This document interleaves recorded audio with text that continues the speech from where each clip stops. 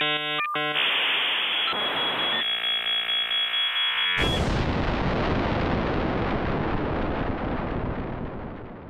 tulemast kuulama Riigi IT podcasti Kriitiline intsident, teist osa. Mina olen Einar Laagreküll SMITist ja minuga koos on stuudios saatejuht Kärt Kinnas, samuti SMITist. Tere, Kärt. Kriitilise intsidendi podcasti eesmärk on tutvustada Riigi ITs toimuvat ning laiemalt avada sektoriga kaasnevaid põnevaid lugusid. Kärt, palun räägi paari sõnaga, miks sa liitusid Riigi IT-ga? Ja mul on küll hästi põnev lugu, aga tegelikult ma ei liitunud mitte ainult Riigi IT-ga, vaid riigiga tervikuna või? Riigi suurima IT-majaga, mis on SMIT. Ja miks ma liitusin? Oma taustalt olen ma tegelikult paadunud personaliinimene. Ma olen töötanud väga erinevates sektorites, ka avalikus sektoris, finantssektoris, olen olnud tootmises ja kultuurivaldkonnas, aga tehnoloogia valdkond oli mul avastamata. Nii et see on see, mida ma nüüd praegu saan teha, avastada ja õppida tehnoloogia valdkonda. Aga SMIT-i puhul, miks ma otsustasin tulla, võlus mind enne kõike ikkagi võimalus enese arenguks. Et siin ma saan teha seda tööd, mis ma oskan ja mul on ka parasjagu väljakutseid, mis võimaldavad mul areneda.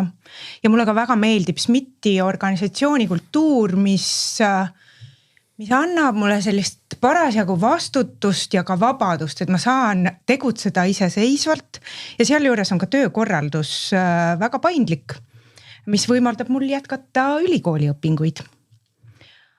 Ja loomulikult on minu jaoks väga tähtis ka inimesed, kellega ma koos töötan, et nad teevad oma tööd kirega ja see töö, mida me teeme, see on väga suure mõjuga ühiskonnale. Need olid peamised põhjused, miks mina SMIT-iga liitusin. Päris mitu asja. Aga sina, Einar, sa oled ju väga pika erasektori taustaga, et mis siis sind tõi riigisektorisse? Jah, pikaajaline sektori taust oli mul erasektoris siis 19 aastat. Aga mina tulin, ütleme, see oli tähtede kokkusattuvuse tähemärgid olid õiged. Ehk sisuliselt Rootsis sai mingi hetk see töö, mis ma tegin, sai otsa. Mul oli võimalus kandideerida teise rolli, ühte varianti, mida ma tahtsin, seda ma ei saanud. Ja siis ma mõtlesin, et aitab, et 19 aastat oldud ka, et ma siis pigem lähen vaatan ringi. Et see sisuliselt oli see trigger, mis sai nagu selle minu puhul alguse. Aga riigisektor ikkagi? Aga riigisektori asi võlus niimoodi, et tegelikult mind kutsuti. Ehk et siis Ragnar kutsus konkreetselt, ütles, et kuule tule. Kes on Ragnar? Ragnar oli me endine siis peadirektor, kes tollal SMITis toimetas ja kes siis otsis endale tehnoloogia poole peale juhti. Ja sealt see siis tuli. Ehk et absoluutselt ei olnud plaanis riiki tulla, aga kuna see roll tundus äge, väljakutse suur, organisatsioon tundus ka täitsa siuke, mida võiks proovida korra ja vaadata, mis seal teha annab. Natuke hirmutasid riigi teemad, aga selleni ilmselt jõuame. Ja nii see sattuski. Ehk et oligi täpselt siuke kutsumine pluss siis see, ma arvan, et kui ma oleks Telias olnud või kuskil mujal ettevõttes tööl, siis sel hetkel siis vaevalt, et ma oleks seda kaalunud üldse. Aga tänane teema meil ongi riik IT tööandjana, et saame seda lahata pikalt laialt, rääkida plussidest, miinustest ja sa, Einar, tutvustad meie külalisi. Jah, tänasesse saatesse me oleme siis valinud, et tükk aega sai mõeldud, et keda kutsuda. Siis mõtlesime, et kutsuks kedagi, kes on just riiki tulnud. Ja selleks on siis meil Mart Nielsen, kes on värske SMIT-i peadirektor. Tere, Mart! Tere! Ja teine saatekülaline on Siim Sikkut, kes veel hiljuti oli väga ägedas rollis, juhtis Majandus- ja Kommunikatsiooniministeeriumis digiarengu valdkonda asekantslerina. Tere! Tervist! Tere! Aga et võib-olla siis kuskilt pihta hakata, et Siim, äkki sa saad rääkida sellest, mis sa täna teed ja milline oli sinu esimene kokkupuude riigi IT-ga? No ma arvan, esimene kokkupuude riigi IT-ga oli nagu paljudel kõigil kunagi mingi maksuameti deklaratsiooni täites või muud taolist, ehk tegelikult seda vilju nautides on ju, kodanikuna ja kasutajana.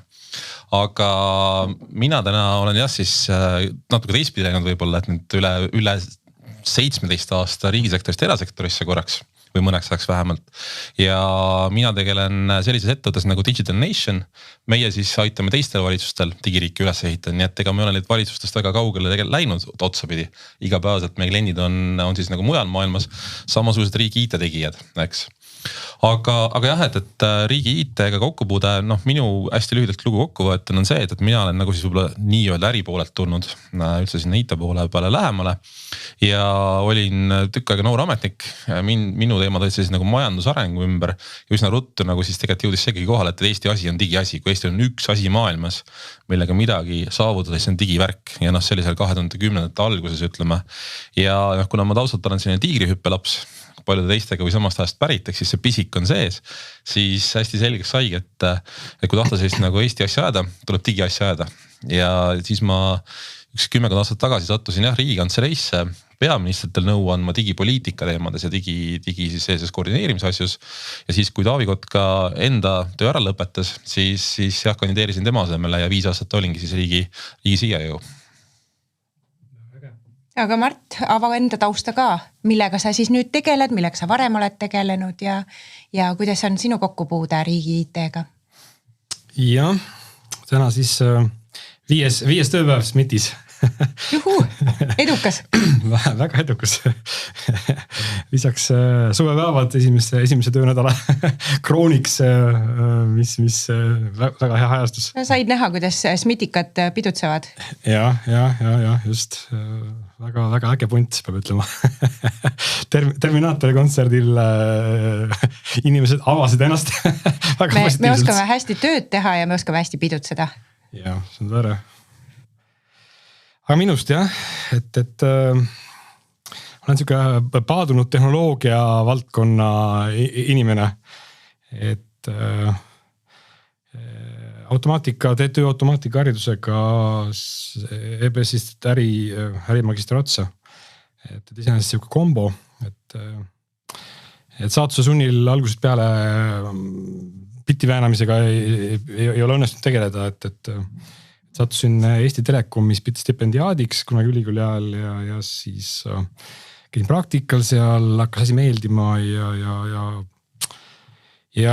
esimese poole tööelust või isegi äkki rohkem liikusin läbi telko ettevõtet, et päris alguses oli siuke nagu Metromedia Company oli Eestis oli Baltcomi nimeline ettevõte, kus ehitasime viiparivõrku, keegi mäletab, piiksuvad väiksed karbid vööl, et nooremad inimesed ei mäleta, et kui pean häll, siis mäletad.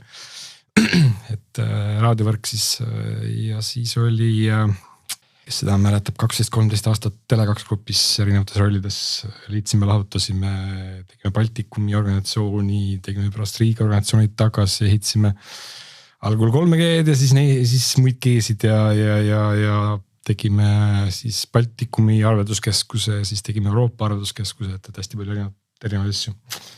Ja siis on veel olnud Swedbankis 4 aastat, kus 200 aastat vana Rootsi väärikas pank ühel hetkel avastas, et supermarketi ketid nagu ikka hakkavad panganduse turule tulema, et viimane aeg moderniseerida, et siis ma läksin sinna nii-öelda panka digitaliseerima, et ka ärirollides, et väga põnev periood. Nüüd te olete mõnes mõttes Siimuga nagu vastandid, üks on hästi pikalt olnud erasektoris ja liikunud avaliku sektorisse ja siis Siimul vastupidi, eks ju? Mul on ikka jah, kogu see 25 aastat, mis mul turjal on, et on pigem olnud eras ühe erandiga Rail Baltica, mis by the book oli ka aga iseenesest see projekt on ühiskondlik avalik Euroopa Liidu finantseeritav, et see oli esimene siuke tõsine kokkupuude riigi struktuuride ja loogikaga. Ja sealt saad maigu suhu? Ei, ma ei ütleks nii, et jah, SMITi ma kindlasti ei tulnud sellepärast, et ma tahaksin tulla riigisektorile spetsiaalselt, et mind konkreetselt paelub see ettevõte kui selline, et IT-valas ikka inimesed liiguvad, et SMITi endiste ja praeguste töötajatega on kokkupuuteid olnud ja millegi pärast on väga ammu juba siuke tunne, et tegemist on millegi natuke salapärase, erilise tähendusega pühendunud seltskonnaga inimestega, kes ajavad õiget asja, vähemalt minu jaoks. Et ta on mul kogu aeg radari olnud ja kus mitte uudised on kuskil olnud, siis ma olen lugenud ja mõelnud ja vaadanud ja rääkinud mõne inimesega, kes seal töötavad, et ta jah, siis kui ühel hetkel komistasin täiesti kogemata ühe podcast'i otsa, kus SMIT-i juhtkond siis pajatas oma tegemistest ja kuidagi haakis ja viskas nädal hiljem või üsna samasse auku nägin kuulutust, kus otsiti SMIT-i juhti ja miski sees ütles, et mees mine. Õige asi. Õige asi, jah. Tuli ka õige tähtede seis sisuliselt. Nagu sulgi. No tundub nii, jah. Facebook astroloogi järgmiseks tööle võtma. Facebook teadis, et ta oli podcasti kuulanud, kohe soovitas. Aha, no võt. Ja, nii ma siia jõudsin siis, et... Suunatud pakkumine. Jah. No nii, kas võib-olla me räägime siis alguseks riigi või üleüldse Eesti IKT tööjõuturust laiemalt, et ma hiljuti oma ülikooli töö raames ka seda uurisin. Ma teen kerge ülevaate siis, et kus me täna oleme.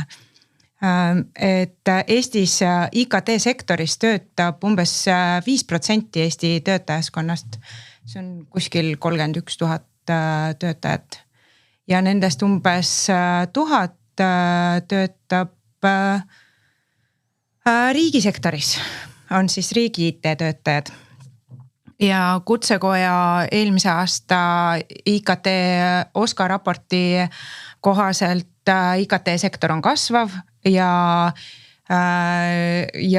järgmise 5 lähema aasta jooksul siis see hõive vajadus kasvab veel vähemalt 1,5 korda, mis teeb siis aastas kuskil 2600 töötajat on tegelikult IKT sektoris juurde vaja.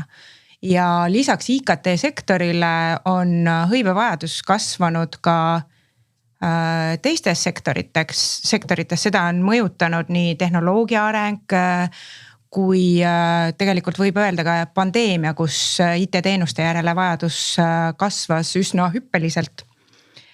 Ja ütleme, aasta jooksul on IT-tööturu pakkumised kasvanud 60%.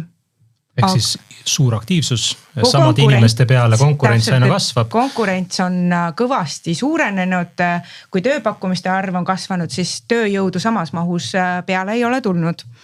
Ja see omakorda, see suurenenud konkurents ju kasvatab ka palgasurvet, et ettevõtted on tõstnud palkasid, kohanevad turuga ja see teeb ka selle tööturu olukorra üsna keeruliseks, kus pakkumisi on rohkem kui on võtta tööjõudu ja sellest tööjõupuudusest on tegelikult kujunemas sektori kõige suurem arengupidur. Ja kui me enne rääkisime võib-olla siin, et Eestil oli hea digiriigi kuvand, tegelikult tänani on, aga kui meil on selline arengupidur, siis me võime öelda, et see kuvand on väikese riski all siiski. Ja ka meie rahvusvaheline konkurentsivõime seal samas, et me oleme küll täna väga heas kirjas, kui me vaatame digitaalmajanduse ja ühiskonna teesi tulemusi, siis me oleme just 7. kohal üldiselt, aga avalike teenuste osas ju koguni liidrid, nii et siin võib mõelda, et kui palju me siin veel vana rasva peal laseme ja kuidas me jätkuvalt edasi suudame areneda. Et kas meil on piisavalt arendajaid, kas meil on analüütikuid, küberturbeeksperte, et täna me kõik riigi IT-majad tunneme selle järgi väga suurt puudust. Ja mis meid siin piirab, on kindlasti nõuded, mis kehtivad avalikus sektoris ja SMIT-is võib-olla veel eraldi siseturvalisuse valdkonna piirangud, et meie näiteks ei värba välismaalasi, et kui tehnoloogiaettevõtted väga palju saavad toetuda just välisturule, siis meie seda teha ei saa, et meie ootame oma ridadesse Eesti kodakondsusega inimesi ja neid, kes räägivad eesti keelt. Aga on see probleem päriselt nagu ka sisuline seal, et miks me võib-olla ei kasuta välismaist, ma saan aru, keeletakistus, see on organisatsioonis kõik dokumentatsioon, kõik on eesti keeles, on ju. See on tehtav, et see on tehtav sisuliselt. Ta võtab aega, ta on võib-olla ka keerukas ja raske, aga ta on tehtav, eks. Ja mis see teine pool on, et siis see tausta puhtus või kuidas see kontrollid? Turvalisus enne kõike, et ausalt öelda, mina pean ütlema küll, et ma tunnen ennast turvaliselt, kui ma tean, et need inimesed on eetilised, oma taustalt puhtad, kes tegelevad nende infosüsteemidega, kus on minu andmed. Ehk et siis see sisu sensitiivsus on see probleem, aga teise külje pealt iivet me ei suuda ju kasvatada ainult, ma arvan, et see teemat ei ole. Ma usun, et me oleme vist panustanud sinna igaüks natukene. Igaüks on proovinud. Ma ei kujuta ette, on nagu... Või sa mõtled organisatsioonina? No organisatsioonina, suvepäevad, ma saan aru, see on ka üks variant, aga vist enam tänapäeval see väga ei lenda, et see ei peeta heaks normiks. Ei, töö juures jah, me seda ei arenda. Geenikoodi projekti me ei tee, jah. No aga teistpidi pihta, et ma arvan, et jätame hariduspoliitika ja jutud nagu teiseks korraks on, et ega teema ju on laual olnud aastaid. Nii et oleme sellega piike murnud ka siin erinevate ministeeriumide ja poliitikute vahel on ju. Ehk et ma arvan, et siin see raskes koht ongi pigem just nimelt nagu kohanemisstrateegia on ju mõneti. Et on nagu mingid nagu piirangud, millest nagu mööda ei saa ja piirang ongi see, et turg on selline nagu ta on ju. Pigem võib-olla jah nagu karmistub. Et mis selles mõttes on huvitav, et mis mina alati vaatasin ka ise ju tegelikult olles riigis värbaja varem. Samamoodi majandusministeeriumis, digiriigi siis koordineerimistiim on ja sinna ka värbasime ja ikkagi leidsime inimesi. Mõnega SMITist vahel, kui see tuli. Aga mõte selles, et ma arvan, et see kohanemisstrateegia ongi see nagu flow või liikumise peale mängimine on ju. Mitte seda, et meelitada üle osta tingimata, aga just nimelt, eks ole, nagu siingi lauaga jutt oli. See sama pagana põnev väljakutse. Ja sama asja mina näen kolleegidega üle maailma. Ehk et see, mis riiki toob, et Eestis nagunii meil ei ole elupõline avalik teenistus. Ehk et lähed ühe korra sisse, siis kunagi pensioniast tuled välja sealt nagu elupõlise ametnikuna. Et saamegi mängida sellele, et tegelikult püüda neid, kes on turul olemas mõneks ajaks. Mart, aga sina ju äsja liitusid, et kuidas sa hindad, kuidas on riigi maine IT-tööandjana? Ma arvan, et hea, et ma küll peal tunnistama, et olles nüüd eras erinevates ettevõtetes olnud viimane projekt, mis mul oli konkreetselt, me heitsime üles uut teenuse tiimi, kus tegelikult kõik töötajad olid välismaalased, et me reaalselt tõime nad Eestisse, aitasime neil kohaneda, motiveerisime neid, toetasime igat moodi, et nad siin tuule tiibadesse saaks, et selles mõttes ma ütleks, et ei ole nagu sellist, vähemalt mina ei ole kohanud sellist suhtumist, et ma ei tea, riigis on paha, eras hea või eras paha, riigis hea, eks. Et pigem ikkagi need inimesed, kes siin on ja kes siia ka tulevad, et nad vaatavad, eriti tehnilised inimesed, nad vaatavad ikkagi, nende jaoks on tähtis, mis see töö sisu on, mida nad saavad teha, kui suur on neil vabadus, kui modernsed on tööriistad, mida nad tohivad kasutada. Nende jaoks on hästi oluline tavaliselt keskkond, kus nad on, ehk siis see tiim, see ütleme, see suund, kuhu liigutakse, visiooni selgus, et sellised asjad, et kas see on nagu era või äri, et loomulikult ühel hetkel tuleb mingi koht, kus räägitakse ka palku läbi, eks, et kus seal tekib mingisugune oluline erinevus, et see võib nagu kahte võrdset varianti võib-olla kuhugi pole kallutada, aga ma ütleks, et kui nagu seal vahet ei ole, siis ma ei näe küll mingit põhjust, miks keegi peaks ühe või teise valima. Pigem on inimesi näiteks, kes võib-olla välistavad mingisuguse klassikalisi vanu hiidettevõtteid.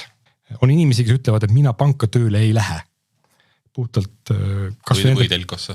Või telkosse, mis vanad telkod on ka samamoodi siuksed vanad, väga klassikalised ettevõtted, kus sul on võib-olla, ma ütleks, et võib-olla rohkem piiranguid kui mõnes väiksema riigi ettevõtetes, eks nagu meil, et pigem niipidi, jah. Ehk nad siis otsivad mingit tähendusega tööd või siis välistavad teatud sektorit täiesti just selle töö sisu pärast või selle nii-öelda sektori. Pigem teatud sorti juhtimise ja kultuuriorganisatsiooni võib-olla ajaloo on, et see on see poole, et nii-öelda, et nagu need on inimesed ka nagu täpselt see tüpaaž, kes tõmbabki ka uue ehitamine ja hästi palju vabadust ja vähe nagu raami ümber on, et mida küll, see on nagu põnev ka, et tegelikult nagu sinagi välja, et tegelikult ju riigis ka saab, aga lihtsalt mida võib-olla esimese hooga nad ei tea ja ei tunneta, et. Just. Aga no riigis jälle teisipidi, kui võtta teatud ministeeriumid või valdkonnad, siis seal ju ka need reeglistik on suhteliselt konkreetne, et sul ei ole pilve, ma ei tea, tehnoloogiat AWS-ist unista edasi võib-olla nii kaua, kuni see regulatsioon nüüd lõplikult kehtima hakkab. Aga et see ju nagu teisipidi peaks olema samamoodi, et see startupi võib-olla tahab seda lõputut vabadust, et tema ikkagi võib põrkuda mingite reeglitega. Seda võib ju mitmes kohas vaadata, et kui me vaatame näiteks nüüd minu 5 päeva vaade SMIT-i, eks, mis ei pretendeeri nagu ülimale põhjalikkusele, aga ma näen siin palju vabavaralisi lahendusi, ma näen palju innovatiivseid lahendusi ja ütleme väga palju tarku inimesi, kes sinna on oma nii-öelda aju pannud, et see on asi, mida sa väga paljudes näiteks eraettevõtetes ei tohi teha, ei saa teha, sul on proprietary commercial lahendused, mis tegelikult nagu mingite inimeste jaoks on võib-olla igavad. Ehk siis tegelikult sa ise ei saa seal ju väga palju teha, et sa pead tegelikult palju tootest sõltuma ja edasi, et minu jaoks nagu see on väga suur eelis. Aga see tuleb ju, kui ma võtan seda tausta, see ise Telia taustaga olles, siis väga paljud asjad tulid sellest, et sul arhitektuuri ja põhimõtted pandi sul paika Rootsist või siis nii-öelda korporatsioon pani paika. Keegi kuskilt otsustas ja see, kes otsustas, tema oli hästi, ütleme siis riski vältimise vaates tahtis saada seda tunnet, et mul on olemas kuskil see langevari, et kui ma ikka katki läheb, siis ma helistan sellele Ciscole või Juniperile sisse, ütlen, et nüüd tehke korda, olgu olla. Mitte see ei tähendanud, et neid asju korda tehti siis kiiremini, aga see tunne oli ja sai nagu näpuga näidata, kas see nagu vastutuse teema siis võib-olla oli nagu teine asi seal, mis mulle endale nagu kõlas. Isegi üks sihuke ütelus on, et ükski CTO ei ole kunagi kinga saanud sellepärast, et ta IBM-i valis. See läheb tegelikult täpselt samasse kohta, et sul on tihtipeale nagu nimekiri kõige kallimaid vendorid ees, kus sa siis valid, eks. Ja just täpselt sellepärast, et seda oma isiklikku riski siis maandada võib-olla. Ja mida meie näiteks värbamisel personali inimesed või sihtotsingut tehes kuuleme ju täpselt samamoodi seda müüti või siis legendi, mis ikkagi riigisektori kohta käib, et riik on aeglane, on kohmakas, väga bürokraatlik ja seal ei saa seda põnevat asja teha, mida sa saad teha seal startupis, eks ju, et Startupi vastu riik ei saa selles mõttes nagu kunagi on ju, juba mitmel põhjusel ja võib-olla peagi saama, et natuke erinev nagu selline nagu võrdlusbaas, aga ma tooks nagu 2 või 3 asja nagu mängu, et ma arvan ka siin tänase saate vestlusringis, et me oleme kõik seda ise kogenud ja kui rääkida väga paljude meie kolleegidega, kes riigi IT-s nagu töötavad, et Eesti riik on nii pisike, nii õhuke, mis tähendab seda, et kõigil meil ükskõik, kas sa tuled kas või nagu seal nagu sissedminina sisse on ju, sul tegelikult on reaalne vastutus ja ka tegelikult väga palju just nüüd ongi vabadust ikkagi asju suunata. Sa Einar näitasin AWS-ist on ju, kuidagi tuled sisse, et AWS-i usku, siis tegelikult on võimalik ka inimesi veenda ja tegelikult nagu seda nagu palli teistpidi nagu veerema panna on ju, sest igal ühel meist ongi väga palju seda nagu panust, mida nagu anda, sest lihtsalt, et igast ühest meist sõltub nii palju, mida ongi nii vähe, selle tõttu. Teised suured riigid kõrval, nagu on ju, soovib hoopis teistmoodi, kõik asjad käivad aeglasemalt juba selle võrra, eks. Ja nüüd ma vihjasin oma teise pointi nagu ära, et see võrdlusbaas on nagu alati nagu hea nagu võtta, et kui on taha ikkagi sellist nagu missiooniga ja võib-olla laiema kasuga ka nagu tööd vahepeal teha, on ju, siis alati hästi tervistav ongi natuke nagu vaadata nagu maailmas ringi, et Eesti võrdlusbaas selles kontekstis ikkagi paratamatult on teised riigid. Ja ma nii enda varasemast majandus- ja kommunikatsiooniministeeriumist, kui täna nähes nagu kliendina paljusid riike, et Eesti eelis on see, et sees olles tundub pagana aeglane, aga pane teised riigid kõrvuti, ikkagi on nagu väga suur nõks vahet. Ja tõusnaga, kui sa tahad avalikke asju ehitada maailmas, siis Eesti on ikkagi jätkuvalt selles mõttes nagu parim koht, kus seda teha. Ja kui selle nagu perspektiivi mütsi suudad pähe panna või võib-olla sellega abiga seda nagu müüti nagu murda, siis tegelikult sageli läheb ka klikib õigesse kohta see valik. Teine selline väga levinud arvamus riigisektori kohta on, et ega seal ju palka küll ei maksta. Saad teha oma tähendusega tööd, aga tasu, kuidas meil eelmine saatekülaline ütles, et riigi leib on pikk, aga peenik, eks ole? Jah, just nii ütleski, jah. No kas on? Mina ei tea, et Eesti riigi leib nagu pikk oleks. Selles mõttes, et meie pigem eelis on see olnud täpselt, miks ma ütlen ka, et meil on nagu šanss mängida selle nagu flow peale või inimeste liikuvuse peale, et ei ole elupõlist värki on ju. Ehk et mis tähendab seda, et jama teed sealt kinga ka ja, või teistpidi vastupidi, et on nagu võimalik nagu iga kell nagu ka sisse tulla. No ma arvan, et SMIT-i numbritest saate ise paremini rääkida kui mina, on ju, et noh, et kui nagu riigi numbrid tervikuna vaadata, et ega see, mis seal salata, riigi IT-sse tuleb investeerida selleks, et nagu ka palgaga muidu konkurentsivõimes püsida, noh nagu juba ka täna saatest välja tuli. See on pikk terve nagu eelarve jutt nagu olnud, mis jällegi ma arvan terve omaette saadet väärt. Aga noh, siiamaani on seda ka natuke kõik õnnestunud teha ja ka nagu poliitikud sellega kaasa tulnud. Nii et noh, kindlasti riigis rikkaks ei saa. Ärgem omagi illusioone juba sellepärast, et see on startupide kõrval kas või juba optsioonidega ja teistsuguste üldse motivatsioonimudelitega. Aga ma arvan, et ühine töö on see olnud, et ikkagi et vaeseks ka ei saa jääda.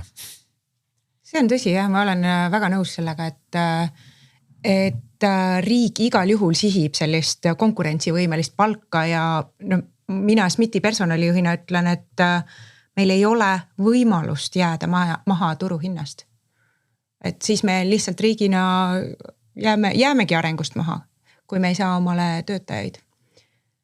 Eks sa ilmselt pead ikkagi panustama, sul peab olema seda mõtlevat nii-öelda aju majas, kes suudab seda tehnoloogilist innovatsiooni tuua ja seda sa, ma ei tea, minule, mis ma ise kunagi armastasin öelda sellele ühele oma endisele juhile, et sa saad seda, millest sa maksad lõppkokkuvõttes, et sa ära loo illusiooni, et võib olla tõesti, et sul on mingisugune hulk inimesi, kes on siis põhimõtteliselt oma selle elustandardi saavutanud läbi selle, et ta on eras töötanud või mingisugused muud optsioonid juba kuskilt mujalt saanud.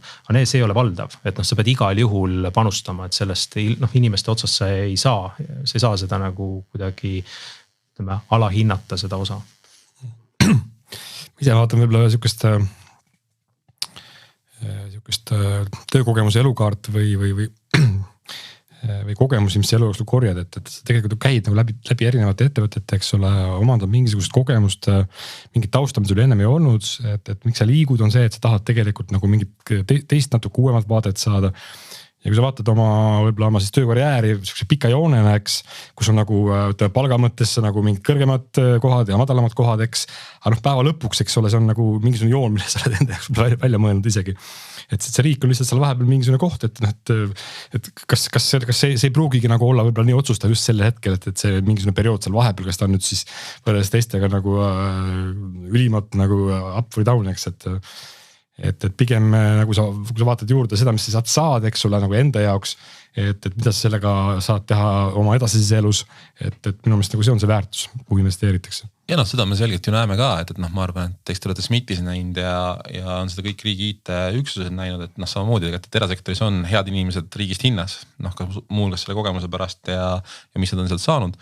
Ja teine asi, mis mina just tooks nagu juurde, et samad inimesed on ka pärast mujal maailmas hinnas, ehk et nende, nagu sa Eesti riigi jaoks töötanud, oled sa SMIT-is, oled sa mõnes teises IT-mas, oled sa majandusministeeriumis nagu kogu riigi vaate peal. See on väga kõva valuuta pärast nagu globaalsel IT-turul ka tegelikult, jällegi meie riigi kuvandi tõttu.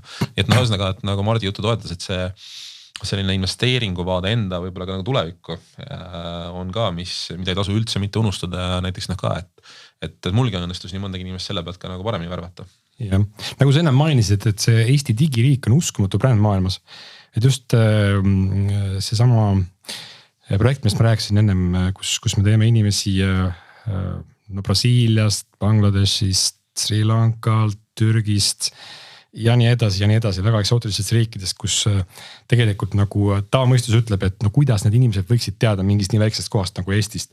Aga IT-inimesed teavad ja inimesed on ju omavahel võrgus, kõik suhtlevad, eks, et jah, ma kuulsin läbi selle, et keegi see kolis Eestisse hästi puhas ja vaikne riik, jube mõnus on perega olla. Nagu selline tagasiside, eks, ja ütleme, e-majandus on heal tasemel, saab põnevaid asju teha, ja töötab inimeste peal, et just eriti nagu tehniliste inimeste peal ja IT-inimeste peal, kes võib oskavad hinnata seda tõesti seda meie sihukest puhast elukeskkonda ja loomulikkust ja kas või just kolleeg Türgist konkreetselt ütles mulle, et Istanbulis on täiesti uskumatu, kus ma iga lähen tööle 1,5 tundi. Ja see, räpane, lärmakas, eks ole, okei, ma olen harjunud, aga ütles, et ma olen siin, ma kõnin läbi vana linna oma korterisse, vaikus, rahu, muusika mängib, see oli jõuluaeg, kus see juhtus veel see jõuluturu aeg olema. Et ta oli nagu täiesti rapatud sellest keskkonnast. Ma küsisin, et pime ja külm ja vastik, et mis sa nagu sellest arvas? no korraks nagu oli jah paha, aga no ei see läks ei ole. Üle. Võttis klögi sealt laada pealt, siis läks paremaks. Ta vist ei, võib-olla seda alkoholi oma klögi võttis, ta oli aga siis see Bangladeshi härra oli siin elanud vist juba 3 aastat, kes ütles, et jah, esimene talv oli karm. Aga pärast seda ei midagi, et. Üks teooria oli vanasti, et sellepärast me IT teemegi ja riigi IT ka, et talvest üle elada. Aga mis ma ise nagu mõtlen ka selle kohanemisstrateegiate peale just, et korraks nüüd mitte ainult teoreetiliselt rääkides, aga et ma arvan, et ka nagu riigi IT-s meil on ka selline kohanemine võib-olla nagu teistsuguse tööturutrendiga ka on. Siin on juttu korraks numbritest ja puudujäägist, mis me samas ju näeme, et sellist ja rohkem on ikkagi ka mõttes freelance imist ja nagu vabakutse pigem nagu keikade tegemist on, mis on selline moodne nagu majandusviis. Näiteks Digital Nationis, kes me oleme siis nagu nõuandjad teistele valitsustele, meie töötamegi võrgustikuna. Võrgustik on see, et inimesed, kogemusega inimesed tegelikult tulevadki, teevadki projekti siin-seal on ja tulevad meiega ühte või teise kohta kaasa ja mitte ei ole siis püsipalgal ja elupõlised konsultandid on. Miks me seda teha saame? Me tabasimegi ära, et tegelikult neid inimesest ongi üli palju juba. Keda nagu võtta, eks. Nii et mina nagu keda sellega nagu teistpidi, et näiteks ka, et ma ei tea, kus te SMITis sellesse suhtute, aga riigi IT-s ka, et me oleme hästi võib-olla ühes mudelis olnud kinni. Kas nagu oma harjumusest, vahel ka piirangutest, tõesti SMIT on natuke siin jällegi erineb päris mitmest muust IT-üksusest, aga et selline nagu keikamajandusega kaasaminek on ka võib-olla üks tee. Saadki inimese projektiks jupikaupa nädalas. See on kenasti võimalik, kui riigi tööõigus sellega kaasa tuleb. Ma arvan, see on siis koht, mida rääkida. Absoluutselt. See on täna see piirang, mis ei võimalda väga paindlikult toimetada. Aga iseenesest ma olen hästi nõus, et majandus sinna suundub, tööturg sinna suundub, inimesed otsivad just selliseid nii-öelda tööampse, kus ma saan mingit projekti teha, et mis mulle huvi pakub. Täna just oli riigi teiste IT-juhtidega, riigi IT-majade juhtidega siis diskussioon paar tundi tagasi ja me rääkisime just lihtsalt sellest ideest, et mis oleks, kui prooviks tööampse teha, et näiteks üks riigi IT-maja mingit tehnilist kompetentsi vaja lühikeseks ajaks, kus sa seda leiad, pole mõtet ju palgata selleks ajaks, teisel majal on olemas, kui on võimalik seda vabaslotti luua, leiame võimaluse. See on rotatsioon on ju. Rotatsiooni pakkuda. Et lihtsalt anname võimaluse inimestele toetada teisi IT-maju, eks, see on tema jaoks võib-olla huvitav väljakutse ja samas me saame toetada nii-öelda siis see riiki tervikuna. Igal juhul selle tänane tööjõuturu olukord panebki loovamalt mõtlema, et kuidas leida neid lahendusi ja siin riigi IT-majad peaksidki koostööd tegema. Aga mis veel meie oma inimesed SMITis on välja toonud, et mis on SMITis töötamise eelised, on stabiilsus ja ka eesmärgi selgus, et me teame, mis on meie sihid. Kas see stabiilsus on teisiti hea?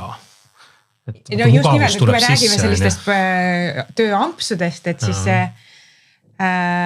stabiilsus ilmselt võrreldes võib-olla ka COVID-i aegse sellise ebastabiilsusega, et inimesed vajasid seda võib-olla ka rohkem. See amps on tegelikult ka konkreetne tööülesanne. Jah, et sul on selge eesmärk. Et sul on mingist punktist A punkti B, et sa tunned ennast hästi, kui sa teed selle hästi ära, saad selle oma õnnetunde kätte ja eneseteostuseks. Et minu jaoks kui ma kasvõi vaatan, võrdlen mingisugust börsifirmat, börsil olevat public company'deks, näiteks SMITiga, mis ma olen praegu näinud. Börsifirma töötab kvartalist kvartaline, seal on kvartali aruanne, kus sa pead näitama kasvu ja mida tahes. Eks tehakse nagu palju igasuguseid selliseid asju, mida inimesed tegelikult enda jaoks ei mõtesta ega keegi ei suudagi mõtestada, see tuleb lihtsalt ära teha. Ehk siis teinekord asju, mis ei tee sind õnnelikuks. Et kui ma vaatan nagu, mida ma siiamaani olen näinud, SMIT-usid, meil on ikka väga selged kliendid, tiimid töötavad väga selgete toodetega, mis on orienteeritud mingi kindla siis tulemise saavutamisele. Et mulle vähemalt tundub esimese kogemuse põhjal, et tegelikult on väga nagu hea ennast kuidagi motiveerida ja eesmärgistada läbi selle. Eks sa ei pea tegema mingeid rumalusi sellepärast, et kvartali numbrid pead ilusad olema. Jah, et see ei ole nagu mingisugune kiire mobiili äpp kuskil, et tulista midagi välja, vahet ei oleks töötab või ei tööta, aga meil on vaja kähku näidata. Saame näidata. Ma ei tea, 10 tükki tehtud kuus või midagi sellist, mida on eraäris mitte vähe, eks. jah, pressiteade uus järjekordne, et nüüd tulime uue teenusega, vahet ei ole, et ei lenda. Et noh, võib-olla siin riigis me ei pea nagu niimoodi palavikuliselt näitama, eks ole, müüki sellisel kujul nagu võib-olla eraäris, et sa pead ikkagi nagu eraäris oma tegevust kogu aeg hoidma õe peal, eks ole. Et siin sa võib-olla saad keskenduda rohkem sellele kvaliteedile ja asja sisule. Jõuame jälle tagasi selle töö tähenduse juurde ka, et noh, ükskõik mis missiooni erasektor kannab, päeva lõpuks on ta siiski kasumi teenimine, eks ju, eesmärk, et riigisektoris on see kuidagi hästi selge, et sa lood ühiskonnale kasu. Kusjuures mul oli, kui ma töötasin Telias ausalt, mul oli tunne, ma teen olulist asja. Sellepärast, et kui televisioon ei töötanud, siis inimestele õhtuti mõni imelik loodussaade nägemata. Ja mugavustoode kindlasti. Ei no selles mõttes, et see kujutate, kuidas inimesed reageerisid. 1-sekundiline krõps selles õhtuses loodussaates ja siis põhimõtteliselt oli kohe kõned üleval. Aga tulles siis riiki, siis said aru, et okei, et seal oli nagu selle inimeste meelelahutus oli häiritud ja oli probleem. Aga siin on hädaabi kõne jääb tegemata, kui teenus ei tööta. Ehk et sa saad sellest nagu, et see mõju ulatus ja see sügavus on teissugune. No just nimelt see päästame päriselt elusid IT-ga, eks ju, et tagades selle süsteemi toimimise.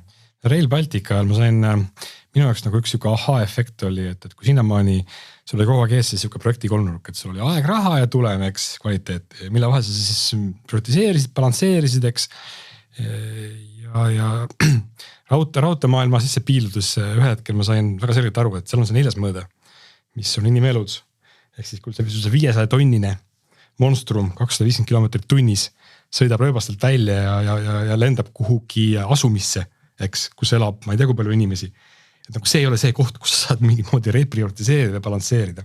Et kui me vaatame SMIT-is, siis meie tegevus täna täpselt samuti, meil ei ole võimalik balansseerida nende 3 vahel, eks ole, kui on olemas 4. mõõde, mis on see, et kellegi turvalisus, elu, vara või heaolu on nagu selgelt mõjutatud, kui me oma tööd ära ei tee. No kaalud on erinevad nendel asjadel, et ilmselgelt kaalud on, või noh, need mõõtmed on sarnased, aga lihtsalt sul see rõhuasetus on teine. Ja. Aga siin ma muidugi ütlen seda ühte asja, et see võib on natuke neile riigi IT-juhtidele, kes ka kuulama satuvad võib-olla, et ega see missioon ei ole iseenesest nagu jumalast antud selge. Ehk et sellega tuleb ka nagu tööd teha, et see selgus luua ja teine asi, et nagu te SMIT-i saate tööd teinud ka tegelikult nagu selle sõnastamisega, eks ole. Et mis on see, mille nimel töö käib igapäevaselt, päästame elusid IT-ga, eks. Aga nüüd teine asi, et mis on riigi kindlasti raskus ja mis ma arvan ka heidutab inimesi, kui natuke negatiivsest poolest rääkida, siis on selline kalduvus fookuse häguseks või fookusest välja minna. Ehk et fookust hoida on raske sageli. Tulevad järgmised ülesanded, poliitilised prioriteedid, mis iganes muud sellist nagu peale. Ehk ma tahan seda nagu öelda, et minu meelest see edu hästi selgelt, eriti karmil turul, on sellest kinni juhtimiskvaliteedis. Kui on nagu juhtimine kvaliteetne, juhid ise teevad head tööd, siis on ka tegelikult šanss on inimesi tõmmata ja hoida. Hästi lihtne, klišee, aga eriti karmides olus tuleb see eriti selgelt välja. Eesmärkide sõnastamine, fookuse hoidmine on selle veel üks nagu osa sellest. Eelmises saates me rääkisime omanikutundest, oli, mida Tõnu tõi välja, et mis on see kõige kriitilisem osa selleks, et asjad nagu saaksid hästi tehtud, et kuidagi nagu samamoodi umbes sama teema tegelikkuses, et haagib minu jaoks selle nagu teemaga. See ei ole ainult riik, eks, et see on tegelikult igas IT-organisatsioonis või üldse äkki igas organisatsioonis, et see, mis sa teed, et sa tegelikult võtad nagu personaalse vastutuse selle eest ja tegelikult oled huvitatud sellest, et see tulem on hea ja vajalik.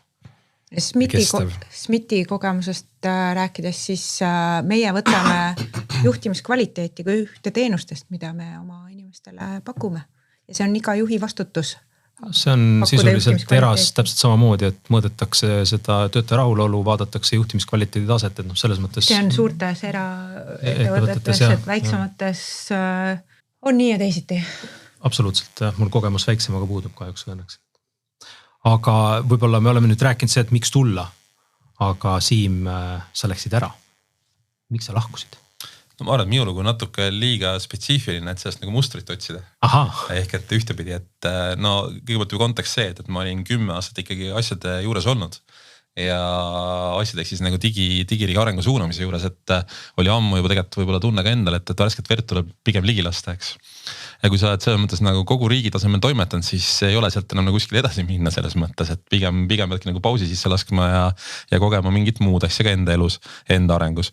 Ja teine see juurde, et ma ikkagi ütlen, et ega me ei ole nagu riikidest kaugenenud, et meie töö, ka minu töö ja igapäevaselt ongi teiste riikidega lihtsalt ja ammutades seda kogemust kaasa, mis meil Eestis tuli, on ju. Et ühesõnaga, mis ma tahan öelda, et minu lugu ei ole kindlasti see, et riigis mingisugune räige pettumus või sein ees või midagi muud sellist, et pigem natuke enda äratundmine, et on õige hetk ja täpselt, et ka nagu riigi vaates, et täpselt, et teistel tulla mingi hooga edasi minna, on ju. Aga see on jumala hea vahepeal käia ära, saada teistsugune vaade, tulla võib-olla uute ideedega tagasi. Ei, ma üldse seda ei välista. Ja just, et ma märkan seda ka SMIT-i puhul, et meie endised SMIT-ikad annavad märku, et kui teil on midagi pakkuda, me hea meelega tuleks tagasi, et minu meelest see on nagu hea märk, et organisatsiooni hinnatakse, on käidud väljas otsimus uusi kogemusi, on need saadud ja leiavad tagasi teie SMIT-i. Ja mis vist üks lause vahel, et mis me selles mõttes ka nagu näeme, et ikkagi päris palju me endise riigikolleega muu hulgas seal freelancerite kambas, kellega näiteks täna Easy Donation töötab teistes riikides, aga samamoodi võivad olla nagu riigiasutuste jaoks olemas kohad, ehk jällegi mitte nagu püsirollis, aga mingi konkreetse asja ärategemise kallal näiteks juures, et seda ei saa nagu mööda vaadata. Mart, sa tahtsid midagi? Ja ma lihtsalt, mul oli meelde, et minu esimesel tööpäeval, et meil oli vist 4 või 5 uut töötajat ruumis, kui tehti tutvustust ja vähemalt üks daam oli, kes oli töötanud SMIT-is juba aastaid tagasi ja oli rõõmsalt tagasi ja neid on viimasel ajal aina rohkem. Ja vist ka täna minu meelest üks uus inimene jooksis läbi mul. Ja, et selle üle on tõesti hea meel, et inimesed tahavad tagasi tulla, nad on saanud erasektori kogemuse ja meil on selle üle hea meel. Mõnikord ongi vaja käia. Inimesed tulevad tagasi uute kogemustega, uute oskustega. Ehk et mina võin ka julgelt nagu enda 17 aasta pealt olles väga erinevad riigiasutusi ka näinud ja eri tasandeid ka seal nagu spetsialistist üles on, et väga palju on enda kätes Eesti-suguses riigis siiski, eks. Kõik ei saa alati kohe teha ja nii kiiresti kui alati tahaks teha, aga väga palju saab teha ja see on see, mis on see hea kogemus, mille pinnalt alati ka valmidus tagasi minna. Ja. Üks oluline asi, mis inimestel, kui nad töökohtade järgi vaatavad või erinevaid kohti hindavad, et milline on õhkkond ettevõttes. Kõik need muud asjad, arenguvõimalused jah, aga milline on õhkkond? Et kui on ettevõtjad, kelle kohta liigub müüt, et õhkkond on toksiline, mingi probleemne juht või mis tahes, eks. Ja see hoobilt paneb nagu paljude inimeste jaoks seda plokki ette, et igaks juhuks mitte. Kes teab, aga igaks juhuks mitte, eks. Et just SMIT-i kohta, SMIT-il on igasugused aega olnud ja SMIT on 15 aastat vana, eks ole, et SMIT-il olid kindlasti alguses kasvuraskused, aga need inimesed, kes näiteks minu eelmistes töökohtades on minu juurde tulnud ja kes on rääkinud, et nad on SMIT-is näiteks töötanud, et nagu viimased 5 aastat on minuni kogu aeg jõudnud nagu sõnum, et kasvuraskused on läbi, et väga korralik ettevõte, väga huvitavad asjad, et saab põnevaid asju teha ja meeskond mängib hästi kokku, et see on hästi hea märk, mis inimestele korda läheb.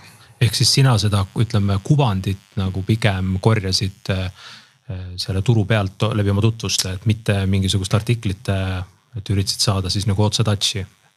Ma arvan, et see on tegelikult üks tavapärasemaid viise täna IT-turul, et küsitakse oma tuttava käest, kes teab selle ettevõtte kohta või kes koguni töötab seal, eks. Ma isegi niimoodi ei uurinud konkreetselt minust rääkida, et olles nagu 25+ aastat siin toimetanud, eks üldse IT-maailmas ja tehnikamaailmas, et tutvusringkond on juba nii suur, et sa tegelikult nagu inimesed suhtlevad omavahel ja räägivad lihtsalt. See on üks ja teine jällegi, et Eesti on väike kogukond. Lõpuks me räägime siin tegelikult kogukonnast, IT-kamp on ka nagu kogukond on ja kus nüüd muu hulgas on ka nagu välismaa sõpru ka juures. Ehk et see sõna levib ja nagu sa ütled ka Martin, nii heas kui halvas levib on. Aga kui ma võtan samuti tagasi näiteks nagu majandusministeeriumi aega, siis ikkagi lõpp ja eranditult inimesed, kes ise jõudsid meieni jällegi mingisugune nende nagu olles meid ja või ka nagu vahel ka mind tähele pannud. Või siis teine asi jällegi jõudsid selle pealt, et me ise lähenesime ja siis nad täpselt nagu sinugi puhul küsisid korraks kellegi käest. Ehk et see hästi, see on nii hea kui halb, ühesõnaga hea on selle, et sa saad loota, et kui sa teed asju õigesti ja õiged asju, sõna levib, teistpidi ära petta ei õnnestu. Aga kui sa mõtled nüüd üks tavaline arendaja, et kui palju ta mõtleb oma töökohta valides, et läheks riiki tööle, et kui palju riik siis ikkagi suudab ennast esile tõsta nende erasektori tehnoloogiaettevõtete lipulaevade seast? No ma kas ütlesin natuke teisest kost pihta, ma arvan, et ega me arendajaid täna ka riigis väga veel liiga palju ei otsime. Aga suur osa rolle on pigem ju ikkagi veel oluliselt nagu mitmekesisemad ja teistsugusemad on ju. Et kogu riigi mastaabis mõttes on ju. Arendaja vaates kindlasti on, peaks me arendajaga nüüd rääkima hakkama otse. Aga siin on ka üks müüt taga võib-olla, et riik ise ei arenda, ostabki kõik sisse, aga meie arendame. Üha rohkem seda toimub, on ju. Aga mu jutu mõte oli see, et esimese hooga kindlasti on lihtsam minna radarile neile, kes ei ole lihtsalt nagu puht ainult tehnoloogid või tehnoloogilises nagu hästi nagu rollis, on ju. See on üks mõte mul. Teine mõte on see, et ega arendaja samamoodi tegelikult on üha rohkem vahe, mis koodi ja mille jaoks ta kirjutab. Me näeme seda ka raskustes, mis on näiteks ju ka samuti täna isegi unicorniks kasvanud startupide tegelikult järgmise arendajad turult võtta. Inimesed ei taha, kui neil on valida. Nad tahavad pigem ja eriti kui on mingisugune materiaalne baas jällegi nagu mõneks oleks olemas olnud. Nii et minu meelest arendaja siin väga palju erineb pealt minu nagu väikse valimi pealt. Aga siis peaks ilmselt natuke rohkem promoma neid lahendusi, mida me teeme äkki või? Ja milliseid väljakutseid on pakkuda? Et kui see on siuke salapärane, nagu sa Mart välja tõid, et keegi ei tea täpselt, midagi ägedat tehakse, mis see sisu on selles nagu mustas kastis ei avata, siis ilmselt on ka seda võib-olla atraktiivsust keeruline, välja arvatud see salapära ise on ju, mis müüb ka võib-olla mingil hetkel. Lisaks sellele podcastile, mida ma mainisin, ma tegelikult komistasin veel ühe YouTube'i video otsa, kus Smithi arhitekt Siim Vene rääkis sellisest projektist nagu Infra 3.0. Ma kuulasin selle ära ja sisuliselt on valmis tegemisel üsna lõpujärgus IaaS ehk Infrastructure as a Code lahendus, mida sisuliselt neis ettevõtetes, kus mina olen töötanud, me kõik oleme sellest unistanud, siin-seal oleme ka pussinud, üheski kohas valmis pole saanud, nii kaua kui mina seal olen olnud vähemalt. Et minu jaoks oli suhteliselt sihuke et kas tõesti on Smith sihukese asja valmis teinud? Et väga põnev minust. Ehk siis selle nii-öelda kapoti avamine sinna kõhu alla näitamine, siis sisuliselt sinu puhul oli ka üks. Tegemist on ikkagi üsna niisuguse innovatiivse lahendusega, et ma arvan, et neist innovatiivsetest asjadest, mis tahes me ei saa võib-olla rääkida nagu sügavas detailis, aga me peaksime ikkagi maailmale avama, mida me teeme ja tegelikult saab rääkida ikka päris paljust detailis, et võib-olla nagu sa ei anna kogu arhitektuuri, et aga just nimelt, et mis on nagu see probleem, mida lahendatakse ja kuidas tehakse, et ma arvan, meil on siin ilmselt lihtne nõustuda, et ega jällegi, mida tihedam on turg ja konkurents, mida rohkem tegelikult ise räägid ja keegi teine sinust ei räägi nagu selles mõttes ka tingimata on ju. Et on üks asi ja teine asi see, et jällegi seda sama nagu su küsimus Einari toetab see, et võtame teise projekti, mis on selline võib-olla riigis natuke nagu uudsem bürokrat, mida nüüd RIA ja Majandusministeerium koos veavad. Just nimelt, et nagu virtuaalse tehisintellekti põhise assistendiga saaks kõik kodanike asjad kõik aetud. Nii. Tänu sellele, et seal on väga palju kommunikatsiooni tähelepanu pööratud, neil on tegelikult õnnestunud nagu teha tiimi, millest veel ei ole võib-olla ka RIA-da näinud on ju. Ehk et töötab, kui tegelikult nagu avad ja oled kogukonnas ja siis selle pealt õnnestub nagu tuua inimesi. Ja tegelikult tahetakse teada, kandidaadid küsivad konkreetselt, mis on need lahendused, millega me tööle hakkame ja meie oleme seda ka oma töökuulutustest välja toonud, et otsime arendajaid politsei lahenduste jaoks konkreetselt. Et inimesed saavad aru, mida nad tegema tulevad, mis on need väljakutsed, mida nad lahendama hakkavad. See tööviis või töö organiseerimine on ka üks tahk, mida minu käest on palju küsitud. Et kuidas te töötate, kas teil on nagu agiilne organisatsioon, kas teil on DevOps tiimid, kui palju ma tean nii-öelda siis tervikust, ehk siis kas ma saan aru, mida ma teen ja mis see lõpplahendus saab olema, et minu jaoks oli väga positiivne tõdemus, et Smithis on ikkagi puhas agiilne organisatsioon välja ehitatud ja kasutame nii Scrumme kui Kanbaneid, kus parajasti siis mis vajalik on ja DevOps tiimid, kes võtavad vastutuse siis oma toodete eest, et väga tähelepanuväärne. Ja ega teistmoodi jällegi ei saakski.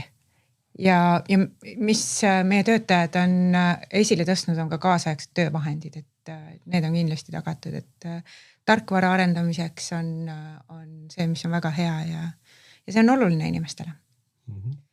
Aga Mart, mis oleks sinu soovitus inimesele, kes nüüd hakkab mõtlema, et võib-olla riik võikski olla tema tööandja? Tule tööle. Ma jätkuvalt ütlen, et seda tingimata ei pea mõtlema, et kas see nüüd riik või mitte riik. Et ma arvan, et vaata ringi, räägi inimestega ja võtame ka ühendust ja küsi, mis me teeme, et äkki leiame midagi huvitavat, mis sind võlub. Ja reeglina leiab. Meil huvitavaid pakkumisi jätkub igatahes. Ma arvan, et riigi IT-maade peale kindlasti leiad midagi, mis sul nagu silma särama lööb, et seda saab nagu. Ja praegu on meil ligi 10 tööpakkumist, nii et vaadake meie karjäärilehel, tule Smitikaks. Et see oli see reklaaminurk. See oli reklaamiminut, jah, makstud reklaam. Ja, just. Aga Siim, mis on need 3 asja, mis riigis töötamise juures on päriselt ägedad? Ma arvan, et me oleme need juba suuresti ära katnud. No üks on see, mis ma ütlesin, et saab tegelikult ikkagi ise väga palju mängu muuta ja mõjutada ja just nimelt sest nagu muu pink ümber on niivõrd lühike ja igast ühest sõltub väga palju.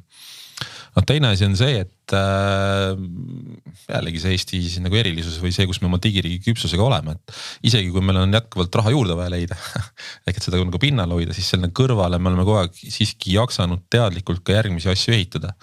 On see siis nagu seesama bürokraat nagu riigi tasandil või midagi muuta, et et tegelikult, et sa oled ikkagi maailma mastaabis, me teeme nagu uusi unikaalseid asju jätkuvalt, eks. Et isegi kui kellegi töö on parasjagu olemas olnud putitada, aga see on veel paljust muust maailmast ees, mis meile tundub ju mõneti nagu vana. Nii imelik, kui see ei ole. Ja 3. asi. No ma ikkagi tuleksin sedama tagasi, et see on nagu areng nagu eluks. Et kui hästi isiklikku perspektiivi panna, et selle töö, selle kogemusega on ikka väga palju uksi valla. Aitäh! Aitäh! Aga tänan Mart ja Siim selle äärmiselt põneva vestluse eest. Aitäh ka kuulajatele, et olite meiega terve selle saate. Kohtume podcasti vahendusel siis uuesti 2 nädala pärast, kui arutame digiriigi arenguid ja konsolideerimist. Seekord siis Ergo Tarsi ja Margus Armiga. Kuulmiseni!